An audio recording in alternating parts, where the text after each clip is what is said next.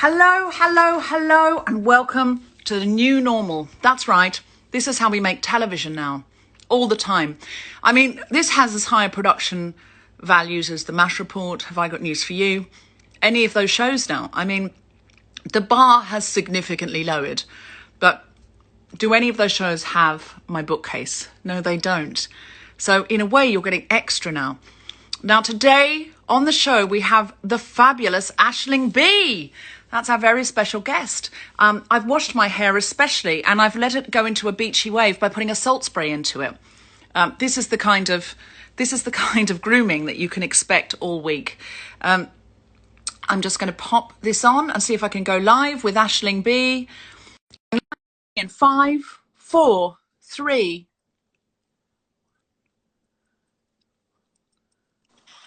Yay! Oh, hello, Deborah. Hello, Aisling Bea. You're the first person to have done that, to have come on with a sexy little...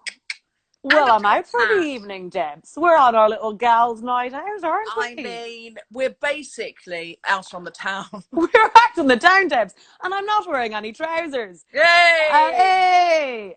No, I put makeup on, but zero bra. Zero bra. Zero bras. Don't know how we're going to go back to it, to be honest. I'm wearing a light number. Oh, excuse me, what?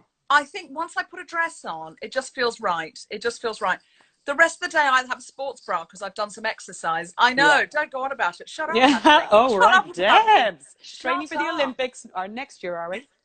The Commonwealth Games. Be realistic. Realistic goals. Do you know what? I'm not going to set myself too high a target. I'll just go for the Commonwealth Games. The Commonwealth Games. I'm never going to be an Olympian. I think we need to be realistic about that now. But I reckon I could take a crack at the Commonwealth. What I did, and this may put paid to my dreams of medal in glory.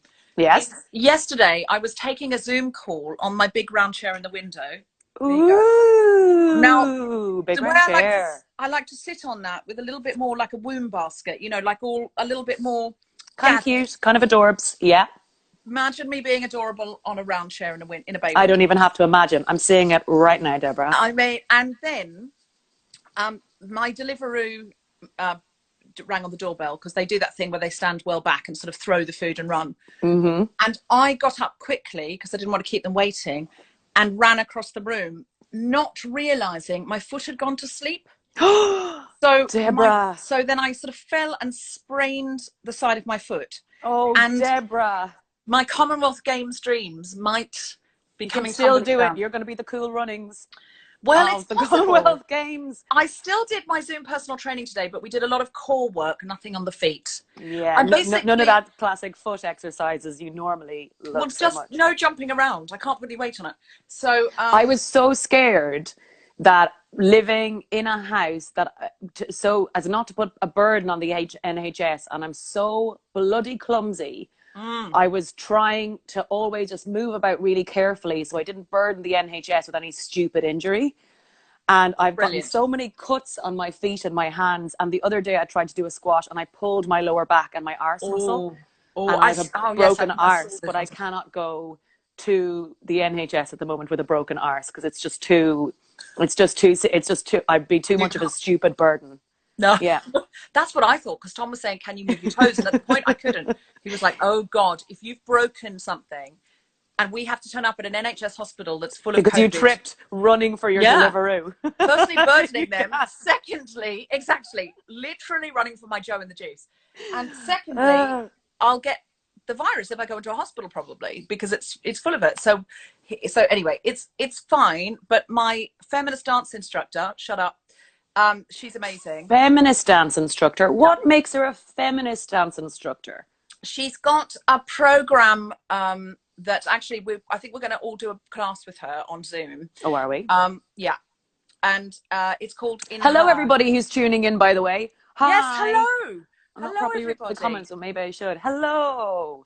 They would just tell you to wait at home anyway. Basically, Daisy's telling us you'd be unwelcome with your broken arse. Yeah, yeah. Imagine going in.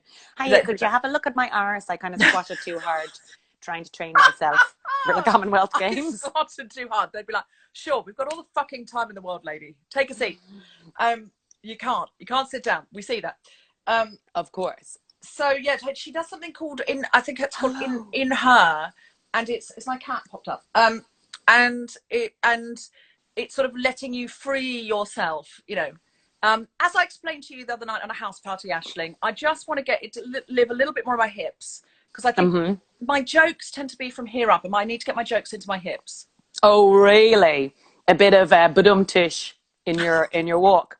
I just think in general it's good to get into your body, isn't it? Could we discuss a little bit more, you know, house party in general? I'm assuming what snacks? Someone just asked me what snacks. It's actually not snacks. It's my whole dinner, and they are oven chips and ketchup in a bowl. Oh, and wow. I'm a 21-year-old woman, and that's what I'm eating for my dinner. Why are you laughing, Deborah?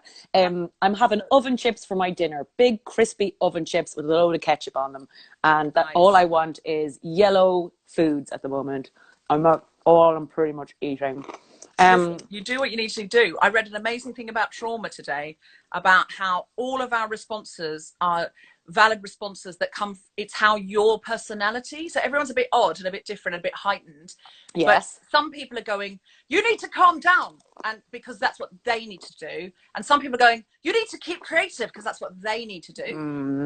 Or maybe they're instinctively doing the opposite, and so they're shouting at themselves when they're shouting at you. So it's actually, all of these things are just your personality's answer to trauma. And we actually, according to this trauma specialist, will not be able to process this trauma for a few years. Do you think this might be me finally processing the potato famine of 1849? And I'm not even on board with this yet. I'm just finally processing that. Well, they say that there is inherited trauma. It comes through in your genes. So possibly. Absolutely. If I was wearing jeans now, Deborah, I'd probably feel, hey, you're all very welcome to the Guilty Feminist Live chat. So tell us about house party. What were you going to say about house party? Well, the house party, I'm not sure. And I'm so sorry, by the way, if people can hear me chewing, because it's the worst thing in the world. Oh, there's my friend Ginger. Ginger Gonzaga's online. Hey. Ginger plays my best friend, not just in real life, but in Living with Yourself, the Paul Rudd show. I'm in on Netflix. Please watch it. I loved that show. I found it's such a strong idea, and your performances are so beautiful.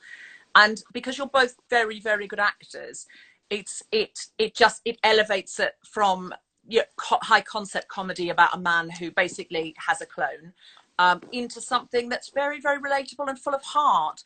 Your love story, it's beautiful. It's really lovely. Oh, thank you, Deborah. Do you know what? Normally I might say stop it, but to be honest, you're one of the few people I've spoken to today, so I'll take the compliment, because that'll just go on and going. On. Yeah, it is lovely though. Your house relationship party, with him is very beautiful, and that dance sequence, it's so well directed and put together. How long did it take you to learn that? Oh, days and days. If you haven't seen Living with Yourself on Netflix, spoiler, there's a dance in it. Someone just said they fully expected me to see eating potato waffles. It's only because I've run out of potato waffles. I'm literally emptying my freezer. Oven chips are what happens when I run out. And they're the ends of the bag of oven chips as well. It's not even the good bits. Has it come to this that you run out of potato waffles and you are reduced to chips? Do you know what, though? What was a lovely thing? There's a local policeman who's also a friend of mine. And, well, he works as a volunteer policeman. And he's a friend of mine. And he works in the area I live in. And he saw that I'd run out of waffles and tried to make my own, which, if you look at my Instagram, went so terrible. And he left a box of potato waffles, which I've already finished. It was only last week, on my doorstep.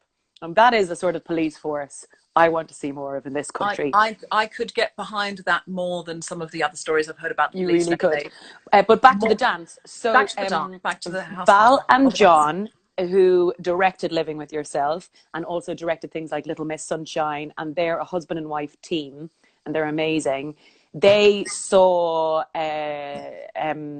Jenny Shore. Oh, see, I can't walk from one room to the other without it sticking. Oh, Deborah. Sorry, I went to get a Diet Coke, and for some reason the internet in this flat is such that I cannot walk 2 feet without it sticking. Are you getting sponsored by Coca-Cola to slowly drink a Diet Coke on this, Deborah? I bloody should be. I'm telling you, the amount of Diet Coke I've consumed on this. I'm getting paid by the potato lobby. Oh my God, look at the ketchup on my hands. If you're not, it's a travesty, because they owe you big time. They really do. I don't get paid a single penny by Bird's Eye Potato Waffles. Not a single penny. But I do it out of a sort of sense of civic duty, really. A sense of national pride. Sense of national pride, exactly. So yeah, the dance, Jenny Shore and her husband Will Butler, who are in Arcade Fire. Arcade Fire released a new song, and they did like a sort of couples dance to it online. And so Val and John found that online and then got Jenny to come and help myself and Paul choreograph a dance together. But we made it up together in a room before we started filming. Did you? Yeah. And so, did you make it up? Oh yeah, we all made it up, the three of us together. So we kind of came up with it, and they spent ages coming up with a song, and then they decided to use Rick James, because the Rick James song that is in it, Rick James has that song Super Freak, which is in Little Miss Sunshine, their other famous movie. And so like say there's a bit where Paul and I do like a patty cake thing. Yes. And that's based on a thing Paul does with his daughter. And so there's loads of little bits in it but we did make it up ourselves. Took so long. That's why it looks authentic, though. It looks like a dance that a couple have had these in-jokes. Yeah, that's sort of what we together wanted for their to wedding. do. Yeah, it does look like that. Because I've never told you this, Aisling, but when Tom and I got married, we went to, it was so bad. It's so bad. We went to this dance. Tom's laughing because he can hear what I'm talking about. He's shaking his head. I'm going to show you Tom shaking his head at this. Oh, Tom Zelinsky in the corner. Our friends. There's my husband also shaking his head. Darling, you're drunk again. I'm on an Insta Live. Please. Your wife's on television. For God's sake, get it together. It's a very difficult time for people in relationships spending a lot of time together. He's not well. He's not well. It's not well. I'm quite hysterical. It's the end of the week. Never mind our child. He's supposed to be looking after our daughter as well. Well, look, scandalous. She looks fine, to be honest. Yeah. I mean, she's been at it as well. I am feeling a bit hysterical. It's that time of the week. We were told by friends, you've got to go to someone who can show you how to do your first dance and just give you a few tips so that you're, you know what you're doing. And I said, oh, that's actually a very good idea, because I hate being watched dancing. And, I don't mind being watched doing something I'm good at. Like, going up, I like, it's not like, I'm such a shy. No one is going to accept my Shrinking Violet story. Yes, exactly. However, dancing in front of people, I like dancing at parties, but just suddenly everyone watching you, I thought, oh, this is awful. So we went along and just said, look, we just want to, and it was a friend of a friend who choreographs things for Strictly, which, if you're watching internationally, is Dancing with the Stars. And we said, we just want a couple of tips on little moves we can do and put together ourselves. So like, if you do this, we're going to do this, yeah? And so like 2 or 3 moves that we can alternate if we get a bit like, what the fuck are we going to do now? And everyone's still staring. Yeah. She had put together a full Strictly routine. And for you and Tom. It was so bad. I'm just imagining Tom swinging you round by the legs on the dance floor. You know, when they do those. It was basically that. And I was like, what the fuck? Because I was like, I was very stressed out. My mother was about to come over. Nice. Sorry, just someone was asking, so I was quietly like showing my earrings. Sarah Pascoe stand-up gave me those for my birthday, and they're somewhere on my Instagram who made them. And yes, for anyone asking, this is a Repeal mug. Nice. Which was also sent to me. But yes, we need to talk about Poland today as far as Repeal goes. But we'll get to that after this story. After the story of you doing Strictly dancing with Tom for your wedding. It was so twee as well. She wanted me to sort of go around behind and tap him on the shoulder, and then he would look this way and I'd be the other way, like a panto. A bit of a play. And I was so stressed, and my mum was coming out, but it's just, you just have 3 million things to do. And I was just like, I cannot learn a dance now. I know that I can't learn a dance now. And Tom is very procedural. So once he started something, he wanted to see it through and wanted to learn this routine. But it was so ludicrous as well that I would feel very embarrassed. She was, bless her, she was trying to do the right thing. I'm sure somebody would have done this routine very well. But in the end, Deborah, that's a lovely thing to say. You would have done it very well. I know that because I saw as you a dancer. Speaking as a dancer, Well, I saw you dancing on a television show with Paul Rudd, and I thought, she's good. She would have done that routine brilliantly. I did have to. I was showing off a little bit. I don't mind to dance, Deborah, but I know what you mean, because I get like that playing music in front of people. I get very nervous and my hands get really shaky. So if it's not within your comfort zone, it doesn't matter if you're confident. You can still feel, because a lot of dancing is letting go and letting yourself feel free. And the same sort of with music. It's knowing that wherever you put your fingers, it's going to make a nice kind of sound. But because if you don't, it's like duh, duh, duh. Exactly. My other favorite thing that you did this year was not acting either. One of my favorite things of yours that you did was dancing. The other favorite thing, and which I actually cannot understand how you did it without laughing, because I can't watch it without laughing to the point of tears, is singing. When you sang with Sharon Horgan, that Cranberries song, oh In my This God. Way Up. How did you ever, and this was in your own show, how did you ever get through that? Because the earnestness of the performance is what's key to it. Deborah, it took us so long, to the point where no one else was laughing anymore and everyone was really annoyed. So if anyone's just joined us, what we're talking about now is in This Way Up, which is my show. Sharon Horgan and I have a scene when we're singing. And yes, in episode 4, we're singing Zombie. And I swear to God, we couldn't look at each other. And there's maybe only 1 or 2 takes, and those were the ones they had to use. You know, Perfect. It reminded me of my sister and I used to go to Mass when we were kids. Big shout out to Mass. And we would not be able to look at each other during Mass without laughing. And we weren't even finding anything funny. But you know, when you're just with someone and you just do this and you're like, and it's too, you're not supposed to laugh. And it's because people were getting more annoyed with us and we had to finish the day and we couldn't. And I think neither Sharon or I knew what each other was going to do, but we were really trying to harmonize with each other. And we also wanted to come across as brilliant singers. So we really wanted to do a lovely version of it, you know, and as a tribute to Dolores and stuff like that. So, yes. It was so earnest and perfectly pitched. And it was just hysterically funny. I think you've just got to have bones as funny as yours and Sharon's to do that, because someone was just asking, it's on Hulu in America and still will be viewed on All 4, Channel 4. Get on All Fours this evening with Aisling Bea. That's what I heard. So I need to ask you the official questions. Are there official questions? There are official questions. Deborah, I totally didn't do my homework. I forgot to look. It's fine. They're all questions you can answer, but I'm not asking the same questions every day.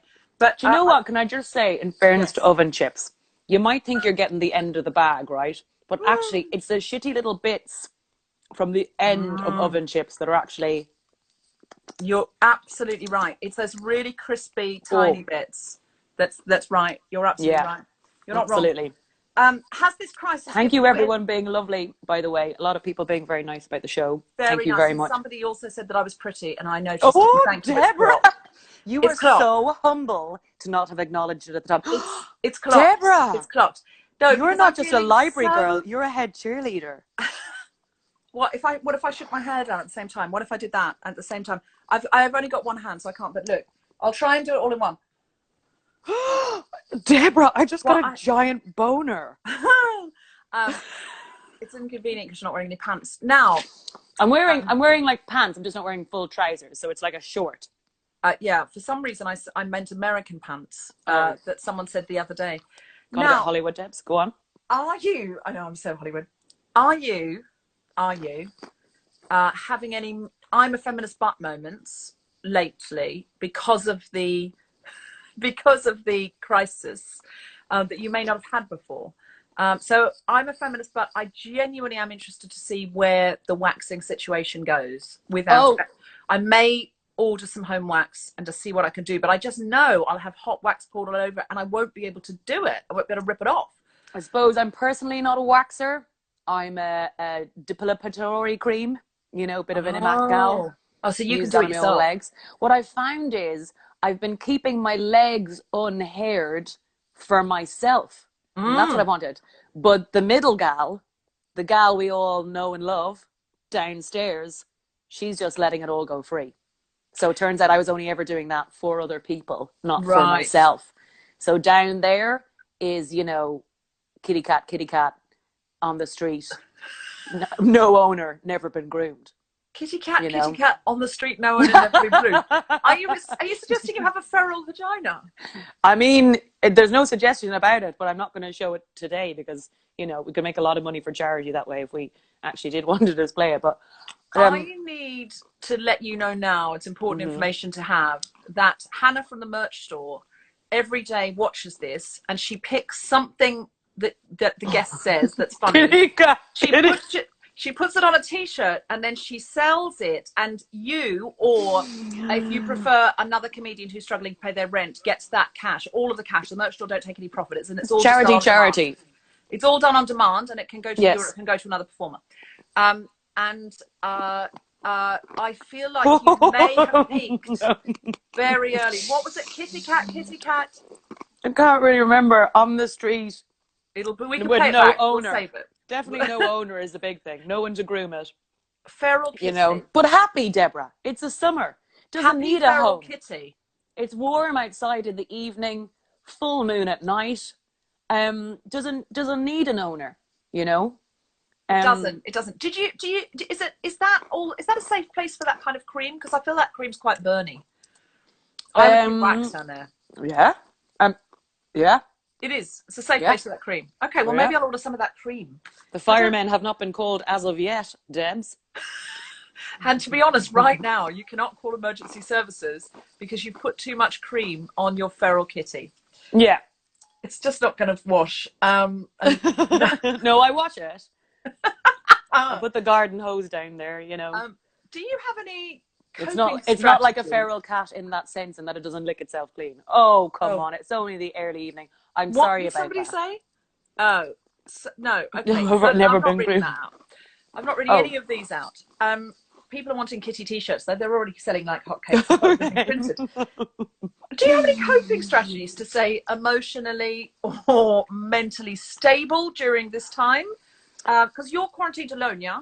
Well, except for myself and obviously my husband and my child. I'm so sorry. I feel awkward now. You already introduced them. And we've all been coping very well. You've been... do you know what, though, Debs? I'm not surprised. They're not in showbiz, except you might recognise my celebrity actor husband. Yes, he's the tea monkey. Oh, Deborah, I don't want to be defined by who I'm going out with. I want to be my own man, as it were. And then there's also Frank, my robot Hoover. Big shout out to Frank over there. I'm being a lot nicer to Alexa, as I was saying the other day, because she interrupts all the time, but now she's a key part of my social circle. So I used to be like, no, Alexa, shut up. And now I'm like, oh, thanks, Alexa, but we don't need you right now, but we might need you later, because I can't, anyone talking to me. Do you know apparently children are becoming ruder because they don't have to say please and thank you to Alexa? I think you should have to program that in. Yes. Especially for when all the robots come to take us over in the end and become our overlords. Yes. You know, they'll remember who said, someone's asking, where is Hilda? Deborah, you might know this from being in my house. Hilda is my mannequin who is here. I've actually taken her hat to wear. So also there's a whole host of characters. So this is we're cutting to this section, which is one of my favorite sections, which is, do you have anything in your house you'd like to show us? And yes, Hilda the mannequin. Hilda the mannequin. I worry she comes to life at night. No, I don't think she does. She sort of keeps herself to herself. And if she does, do you know what? All the best to her, because she doesn't make an absolute squeak. She's one of those people. Not like Kim Cattrall. That's my concern, from the movie Mannequin, who came to life. Oh, yes. Probably because she is a mannequin. They don't tend to have a variety of personalities in their faces, actually, do they? Just sort of, there's something stoic. about her, though. I love the way she's dressed. She's styled beautifully. Did you style her, or did she style herself? I did, actually, yes. She's wearing a scarf made from cut-offs. Nice. She's wearing this feminist scarf by a textile artist called Olivia Wendell, New York artist. A cape that was my mother's from the 90s. She normally wears this hat, and then she's also wearing a tea cozy that my friend Amy Annette, gave me, but I don't have the right teapot for it, so it goes on Hilda's head. Stunning. That's beautiful. Thank you for showing us a little bit of your house. Inside Celebrity Mansion with Aisling Bea. Indeed. I remember we found an egg in your garden once. That was exciting. Yeah, we did. That was really, listen, Deborah, we're still getting over that. Yeah. Apparently you can find eggs in the ground. We didn't know. We're still not sure if it was some kind of spirit visited upon us. No, I've talked about that in a few podcasts, actually. So if anyone wants to hear the story of the mysterious egg, I talked about it on Pete Holmes' podcast recently. Sorry to mention another podcast, Deborah. I thought you were going to say sorry to mention a bigger celebrity, because he has his own TV show. There's no bigger celebrity than Deborah Frances White. I feel that there are almost only bigger celebrities than Deborah Frances White. Someone just said about foxes burying eggs. Now, the only thing is that this was buried really deep in a pot, and it was a raw egg. So how did the fox not break it and put it in a ceramic pot in my garden? It was a spirit. It wasn't a boiled egg. It was a real egg. And someone asking me, am I going insane? This is genuinely chamomile tea. And we genuinely found a whole raw egg in a pot buried in my garden. And there were a number of people there, and we all number of people there. And when I took it out in my hand, it just went pow and exploded in my hand, ladies and gentlemen. It did explode. It was an exploding egg. And the world has not been quite the same. A chicken egg from Tesco's, yes. I feel like there was something that was opened into the universe that day, because that set off a chain of events that led to us all being in our house 24 hours a day, 7 days a week. That's all I'm saying. Oh, God. It's all Did I start all the virus in that egg that day? Who knows? Have you? I mean, I don't want to say it was definitely your fault, so I won't. Okay. That's not in my insurance. I don't know if I could financially cover that. It's not been proven. Has anything about this whole experience surprised you? Either the way you've responded to it in a way, the way you went, oh, I didn't know I was like that, or how the world, how humankind has responded. Is there anything that's surprised you? What surprised me? I suppose, I mean, I think we're all in a state of surprise. It's almost very filmic. All of this feels very like filmic. And I think what's surprising is the idea that community means being on our own. So if you want to do something communal for the effort, you have to stay away from community. So when people talk about wartime spirit and that, it's that, but it's also against what it feels kind of to be human. Like for my friends who are off work with kids, I want to go over and babysit them. Or if you, are lonely, I want to go over and visit you, or I want you to come and visit me, or to cook for people. And that's the opposite of what you have to do. And that feels very odd, and not being able to touch people, because I'm a real creep, Deborah. I like to creep up on people and give them a little touch. So that's been difficult for me to maintain my creep status. Going cold turkey on the creeping. But that's, I suppose, I think that's been such the tricky thing, like the idea that we can't go and visit the elderly or people sick in hospital, and that all of us have to stay away from each other. That's and that for a lot of us, there's nothing we can do other than that. Donate to charity, volunteer if and when you can. But even that, you have to be very careful doing that. So that's been the sort of half paralyzing, that's maybe been the surprising part of it, Yeah, it's interesting what you miss and what defines you. What you didn't know defined you, that you just thought was part of the wallpaper of your life and the furniture of your life, and then you go, you can't take that away, because there are things, for example, in this room, if you removed them, I would barely notice. Yes. And there are things that if you took them away, I would be like, you can't Someone's take them away. House. It's really important. Yeah. There are things that I would happily, in this room that I would happily lend out. And there are things in this room where I'd go, oh, I'll feel a vacuum if it's not there. But I think what surprised me is I didn't know that some of the things that were so important to me were important to me. Oh, tell me what they are, Debs. And also, if people in the comments, what's the surprising thing maybe you found that you miss? The thing, and it can be like, for me, it's so mundane. It is touch, and it's not like sexy touch. It's actually just genuinely going, thank you, or hi, or hugs and that. Yeah. And spending time when you're out and about, when you go on a little walk, like chatting to people, like those little minutiae conversations and moments of touch throughout the day, I find are the things I miss. The little coffee shops, a lot of people saying that, hugging, those things, miss hugs. Oh, hugs, guys. Oh. I think, honestly, for me, there's two things. One is getting pretty. And I know that sounds, it's real, I'm a feminist, but it's such a big part of my identity, I realized, to decorate myself to dress up. And you know, there's a certain amount you can do at home, but I'm not very good at blow drying my hair. So I used to go out, and I mean, I'll have to learn, and I will learn, but I used to love getting a blow dry. I like going out and feeling really pretty, having my eyelashes done, and like, I didn't know what a big part of my identity that was. And it's also, I mean, of course you can put a top hat on and that's fun, but it's not the same, is it, as sort of really kind of getting dressed up and going out. It's no, I it's wish not. I did. Do you know what I mean? This sounds like I've dismissed your top hat, and I didn't mean to. I just meant, like, of course I could dress up more, but even the next question is, have you had a low moment where you felt really sad? And just now, when you dissed I didn't even know it was that big a hat, you know. In real life, it doesn't even look that dramatic. It's just sort of my general house chapeau. It's just my house chapeau, Deborah. Also, the other thing I miss is open shops. Not because I want to go in them. Yeah, but just having a look, little browse a bit. And also, of Camden High Street. Just can I say at this point, we all all realise, just as a little coder, we all realise how incredibly we lucky are for these to be the things we miss. I know there are loads of people working really hard, but it is okay. I was listening to, do you know one thing I really loved? Sorry to mention another podcast, Debs, but Brené Brown has a new podcast. Oh, yeah, fair enough. You can mention Brené Brown. And I miss going to Tesco at 1 a.m. That's a lovely one. Just pop into Tesco's at 1 a.m. Love it.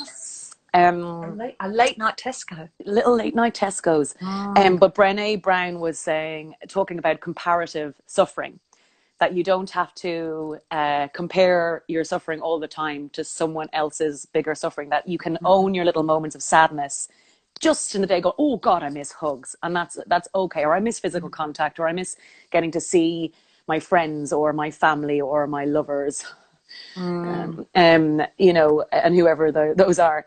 And that's okay. That can be your little moment. You're in no way saying that in comparison to some people suffering. It's okay. But it can be okay to just go, ouch, today I'm grumpy. And it's almost like a version of why it's okay to feel depressed sometimes, or if your mental health goes, sometimes there's no rhyme or reason, but the small little moments and minutiae of things are probably things most people miss more than the big stuff, you know. Steve's very, very good. People who listen to the Girls from Us regularly will know that I live with Steve, who's from Syria, and Brené Brown. Yes, Steve. He lives in Tom and my spare room. It's Steve's room now. It's not a spare room; it's Steve's room. And because he's been through a lot with the war and refugee experience with full displacement, the Calais jungle, and some real death-defying moments. And he's so good at saying, if I ever go, oh, but this is nothing compared to you, you know, if I'm having a sort of, you know, a low moment about my career, or something that's happened, just emotional, something's upset me even before this, I'd say, oh, I feel stupid saying this to you. He would say, no, it's your experience is your experience, and it's valid. And he said, you know, I remember things in Syria where you know, it is upsetting if your luggage goes missing, or, you know, like it is upsetting. And he said a sign for him that he's getting better is when he gets irritated by red tape. He's like, he said that when the bank sort of like, you know, you've got to now fill out another form. He's like, he said, that's a really good sign. Because you get to finally, the things, they're not like wartime present moments. It's like, oh, I get to be just annoyed about normalcy, like most humans get to have. Exactly. And he said in the Calais jungle, if someone had told him he could open a bank account. Oh, interestingly, someone's commented, lots of people are commenting they miss McDonald's and Nando's and hugging and fish and chips. Someone said that they missed their alone time. And that's quite an interesting one. I can imagine I'm on my own here, except for my daughter and my husband. But I can imagine, like, for a lot of performers or freelance workers, this is a scary time, but also it's not crazily different to a mindset we often have, which is not knowing when the next bit of work is coming in, not knowing what direction it is. Being out of work never feels like a holiday. It feels like low-level anxiety. But I can imagine for people who live and work so they have a routine and weekends off and a structure to your day and close off and finish at 5 and have time with people, or they go home to their house and there are separate places for their mental health, that must feel brand new, and like to not totally be able to get a hold of that, you know. Well, Gina, who works with me, is sort of my right hand woman. She said to me today, normally I have work me, where I go into the office and then might go to an event, and I put on a costume for that, and I go in, and that's work me, and then I come home and I'm mum me to her little girl, and I'm girlfriend me to her partner, and then I'm I might be out in the town with friends. She said that's all gone, and it's all become one thing where I'm the same person in the same clothes, has to be all of those different roles. And I thought that was a really interesting way of putting it. And I think if you are sharing a space, hopefully you're sharing a space with somebody you love, or at least like, or at least can stand, and someone who's not being horrible or abusive to you.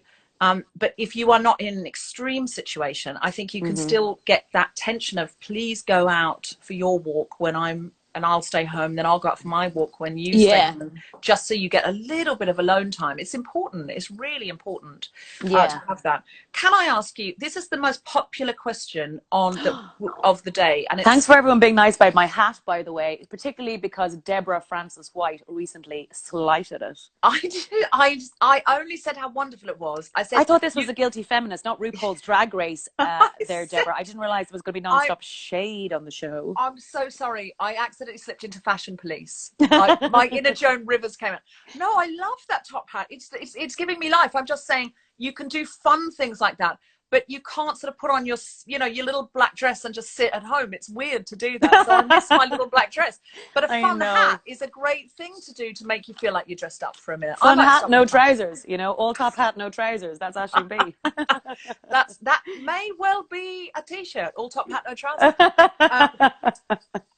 But yes, this is the most popular question because most people are Instagramming live their fun moments, because we've all got to find fun. So it's sort of, or they get on a house party, just made margaritas, and that we're not, of course, because we're human beings, live streaming our low moments. So this is the favorite question because it makes everyone feel sane. Have you got a low moment or a dark thought you've had, like a bleak place? Oh yeah, from last night up until today, I was going through a bit of a panicky stage, and I felt very just panicky, and like there's all the work news flying about, and I'm still in a very privileged position, I had a good year last year and all that kind of stuff, but there's still a lot of the unknown, and all the channels and people we rely on to pay us and make our work and stuff like that don't know what they're doing, and they're losing money, and it's definitely, I definitely had a bit of like and it just sort of sat with me until today, and I went on a walk. And then I literally looked up to the sky and said to the universe, I'm letting it go, like a sort of like crazy lady.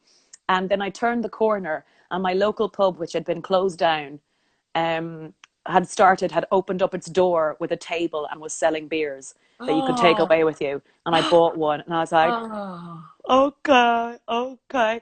And it just tasted really normal. And a few of the things I did, because I was so kind of on edge that I couldn't really settle with one thing. Like I found I'd go to do something on my to-do list and I couldn't settle with any one thing. And another thing I did was Jessie Ware has a podcast called Table Manners Podcast. Again, sorry to mention another podcast. No, I've done that one. I'm fine with that one. Okay, you've done that one. Listen to my episode. I'm incredibly indiscreet because they got me really drunk. Did they? They are actually a good old pair. Like, will you have another drink? Well, I brought a bottle of champagne, and that was absolutely fatal. I can't even think of the things I said on that.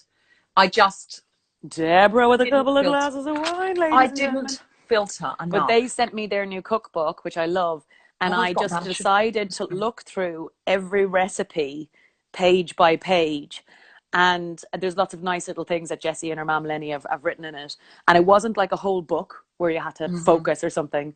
I just sort of looked, and the podcast is called Table Manners Podcast, and I just sort of looked at each page to sort of like almost like get all of the ducks in a row and put them almost like to try and formulate my thoughts into a queue, or so, a self-distancing 2-meter queue instead of everyone.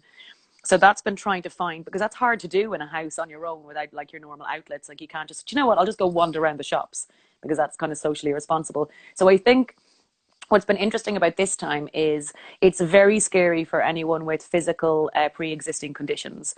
But I think the cure can be very scary for anyone whose pre-existing conditions are in the old noggin. And all of the things that you would recommend for people to stay mentally well. Make sure you physically see people, go out and do exercise, go to work, have a whatchamacallit, a structure, wander around the shops, are things that you're not supposed to do.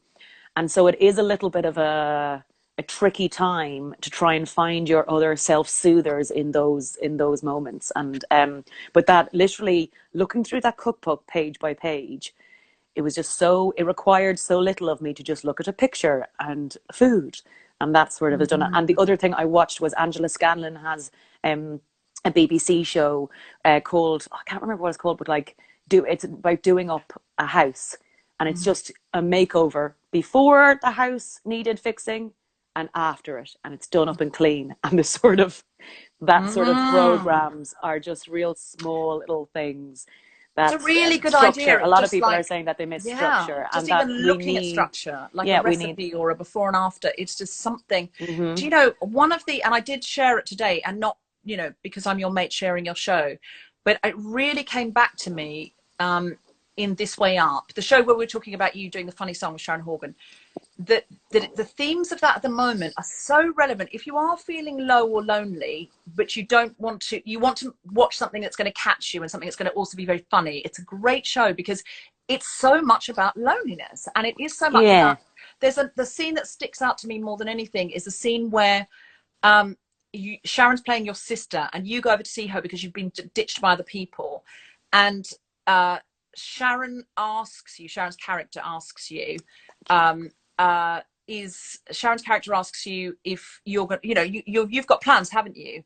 And you don't want to admit you've been ditched by these other friends, so you say that you have, and you're joking around, doing a funny little bit of comedy to your character is to make Sharon's character stay, and it's very, very funny. And the second she walks out the door, your character just crumbles onto the floor and is like hysterically weeping. And it really moved me because I don't think you see that depicted very much on screen. I think mostly it's like a sad person. Look, they're sad, they're depressed. They're always talking about how depressed they are. And actually that was the most truthful thing I've ever seen about depression, which is actually when people are in the room, you don't want to be the depressed one. So sometimes you're faking, you're like, I'm trying to be funny. So you stay with me because I cannot show you how lonely I am. I don't want you to feel sorry for me. I don't want to be a burden. I don't want to be vulnerable. I'm just going to try and be really fun so you stay, or so you invite me. I think I researched loneliness a lot, and by research loneliness I do mean I've been incredibly lonely at various points, have been during this process. I can be in crowds, in friendship groups. It can catch us all. It's almost like it's something kind of missing. It's like a homelessness inside of you sometimes, and it doesn't matter what your station is in life. It doesn't matter how much money you have. Loneliness can creep in, and I don't think it looks a certain way. But one thing I read, which was interesting, and there was someone there who commented that they're afraid they're relapsing and they're spending a lot of time in isolation, and to feel isolated is different to being in isolation.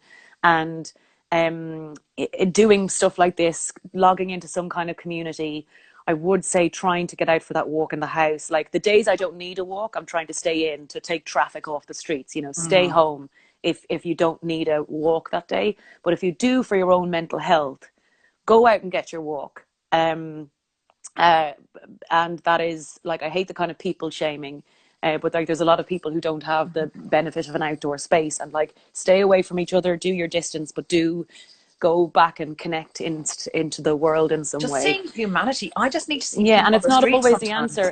It's not always the answer, but just know tomorrow might be a bit better as well. The thing about loneliness is, what it says is that if you if you are very thirsty, your body forces you to go and find more drink. If you're very hungry, your body tells you to go and eat more food.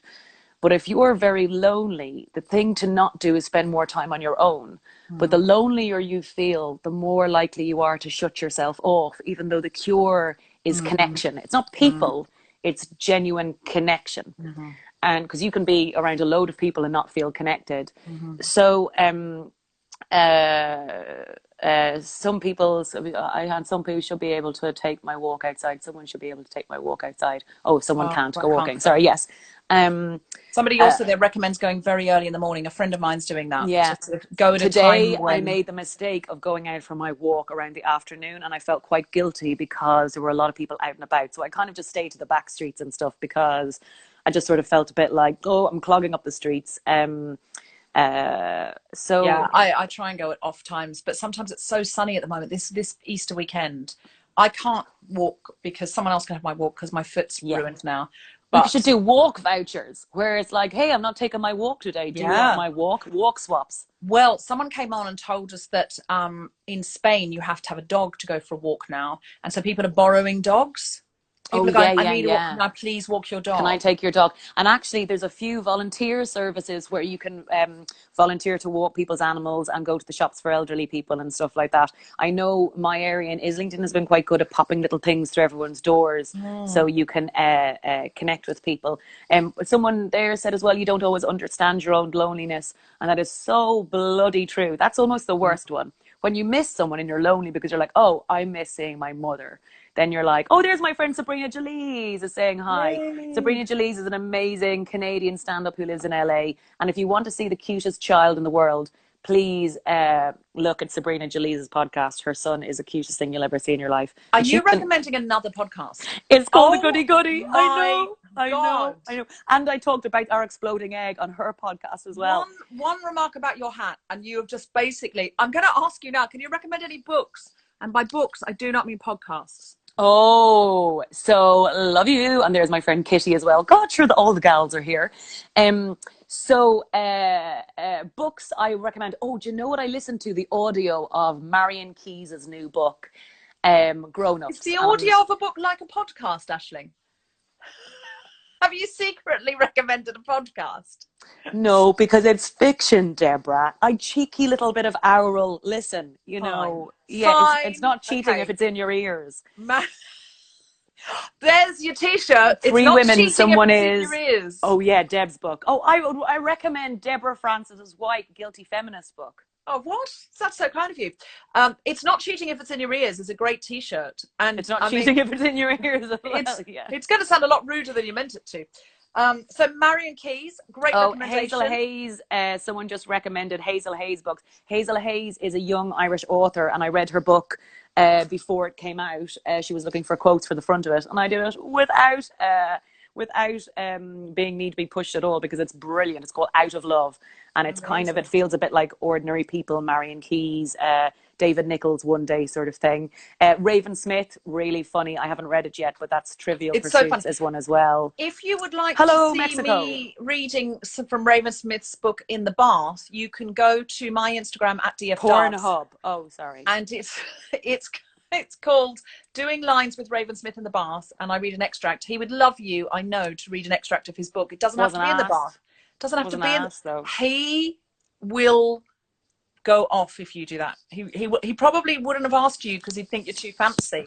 And you, to be fair, you do put that out there, hanging out with Paul Rudd in a top hat. What are we meant to think? Are we meant to I do come across as very fancy, you're right. Are you meant to I don't look like one of those accessible celebs, do I? No, you're in a Victorian gentleman's hat. You look like you're going to Ascot. You're hanging out with Paul Rudd. What are we meant to think? We could just ring you up or ask you to read something? No.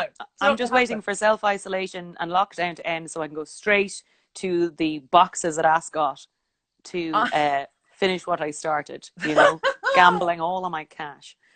Can I ask you, do you have a feminist charity or action cause that you would like us to do, and we'll make a story of it and everyone will get behind it today? Yes, please. So Refuge is an amazing charity which has had a lot of its funding cut. And on a serious note, there are lots of people who are going to find self-isolation a little tinderbox for emotions in the house, and not everyone's going to be safe at home.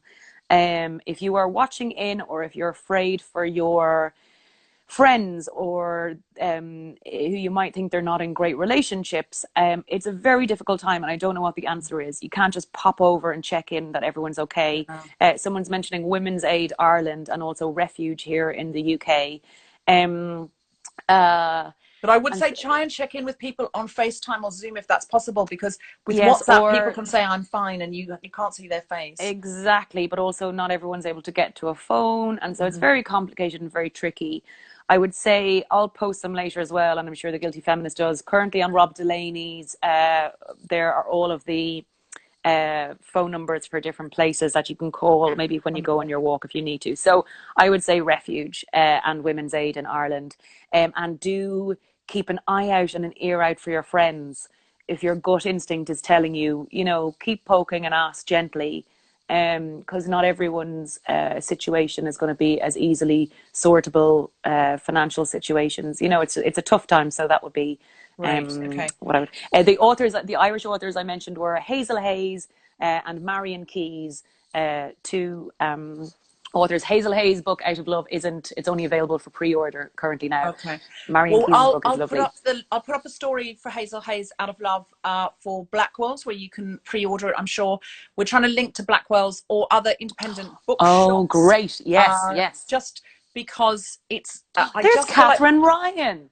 Hi, Kitty. Kitty. Hello. Also, another thing we're doing. I'm really glad Catherine Ryan's here because I'm trying to get on her crisp review show. Sorry to again be mentioning something else. I mean, I've got more chance of going on the Commonwealth Games than you have getting on that crisp review show. It's very. I'm down to my last 2 bags of It's very elite.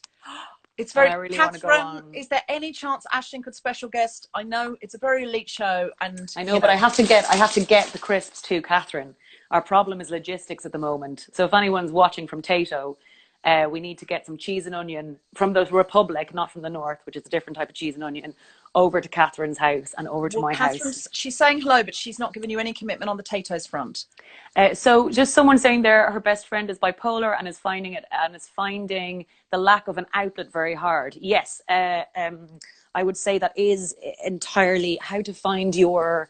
And I don't totally know the answer, how to find your inner things to still you when you feel like you're losing your mind a bit, because the world is not helping exactly at the moment. So sometimes you might be like, everything's fine, I'm being paranoid. But I would say if you can limit your news cycle, you can very kindly say, hey, I'm just going to jump off these WhatsApp groups. So if it's too much information coming into your brain, try and kind of limit what nurtures you and what doesn't, and try and make a list. I find writing things down. I know this all sounds really basic, but there's not loads of options for people at the moment or places for people to go. And sometimes writing things down, journaling, just to get it out of your head can be very powerful. So just literally get a pen and writing it down. And you know what I sometimes do, even though you have to be very careful, sometimes if you have a very bad thought, write it down, take it to the garden. Of course, I'm very privileged. I have a little garden, and set fire to it. But be very careful when you're doing that. I think that's what we were doing when we found that egg. Just to say, I was not laughing at anybody being bipolar. I was laughing because Catherine Ryan wrote, super elite, have you ever been on any other crisp review shows? So I think that's very much the answer, and I think it's fair. It's a unique show. I was on a crisp themed podcast before. Again, Deborah, I'm so sorry. Are you going to mention another bloody podcast? I'm so sorry, Deborah. I mean, it was called Desert Island Crisps. And so, one thing I will say, Catherine Ryan, if you are going to review Mr. Tato at any point, Alison Spittle has... Well, she did Northern Irish cheese and onion crisps the other day, but I will be interested to see if we can get some Republic of Ireland cheese and onion Tato crisps are different to the north of Ireland. Well, I know it's a big political situation there. I have been on all podcasts for... Can I just say, Alison Spittle says that the Northern Ireland Mr. Tato is sexier than the Republic of Ireland Mr. Tato because he's slightly different looking. Because he's like, all right, there, you fancy eating me? And that's like, whoa, go on. One of them's got more of a jawline. One of them's more just like generic Tato. One of them's hotter. The Southern Irish lad just didn't put the effort at the gym in. I think it's the Northern Ireland one that she says she would shift. Yeah, but then is that because she's from the south, so he's a bit more like exotic? It's possible he's more exotic. Can I tell you, and to everyone listening, I swear to God, this is true, and I put it on Twitter, and then so many people had the exact same experience. Until I came to England, I didn't realise that Tato was short for For potato. What did you think it was? Just a brand potato. of crisps. Just a crisp brand. And I said that on Twitter, and honestly, the amount of people, Lisa McGee, who wrote Dairy Girl, she was like, what? Irish people's minds were blown because we were just brought up baby potato. Because I was like, oh, I love tato. They're these Irish crisps. And they're like, oh, that's clever because a lot of potato. And I was like, no, it's tato because, oh my God. Oh my goody aunt. It's funny, isn't it? Sometimes it just comes to you. Like, I didn't even know the Beatles were a pun. Like beating the drum. EAT, Beatles. Big Beatles fan. Never even saw it. Terrible name for a band, looking back. Finally, yeah, they didn't do too well out of it. No. They got the name wrong. The songs were great. They got the name wrong.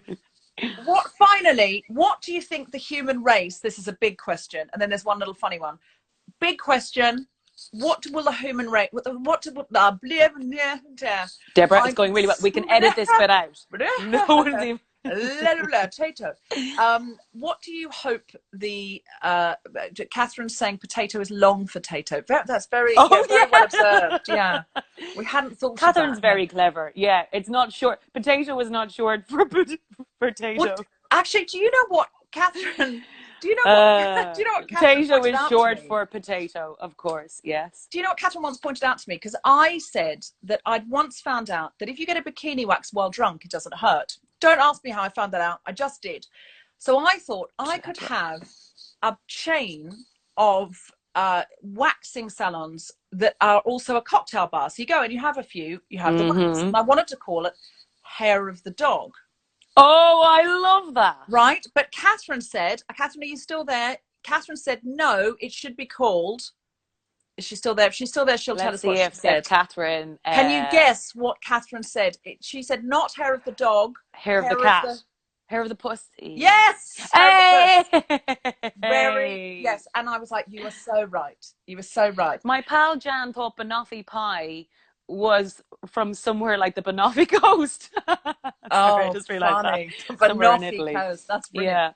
Yeah. Sorry. So the big question is, the philosophical question is, what will humanity learn from this time, if anything? I think a lot of our need for stuff and things and waste and how much we waste, how much food we waste, how much stuff we think we need to purchase and to buy. Well, we're husbanding resources now. Is it feminist to say husbanding resources? I don't know. Probably not. I've never heard that in my life. Husbanding resources when you keep things for yourself. I don't know if my husband agrees. Oh, really? So that's a bit of a sneer. Resources. I should make it generic. Spousing resources. So you're just keeping it for yourself, which I suppose is what you do with a husband, or a husband does to a wife. It's just you keeping it, not necessarily, but traditionally. So we'll waste less. Waste less, and then the other thing is, I think, how we view. I think we've all known that certain people in certain sectors and jobs need to be paid more. It's always been very obvious to say nurses and people who work in hospitals. But actually, for me, how we have allowed people who work for delivery companies, people who work on 0-hour contracts, we've sort of allowed them to have to fight for themselves to get higher wages or be living on or get a living wage.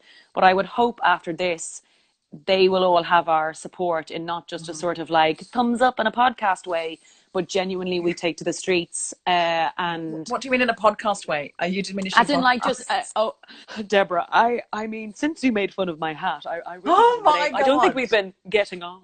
I love your hat. But I think there's obviously compassion and checking in with people and stuff like that, but in a very real, practical way, people need to be paid more. People need to have more rights, more access to things like health insurance and rights at work, and the wages that we expect people to drive us around for, to deliver our food for us. Those are the things that I think we will now have to, the people who don't do those jobs, we will have to really step out and make sure that we support them when they ask for more money from the big companies, like Amazon, like Deliveroo. When this is over, the nurses can ask whatever they want. Someone there saying, my husband's a litter picker and he's still going out every day picking up people's shit. Well, I will, if your husband wants to ask for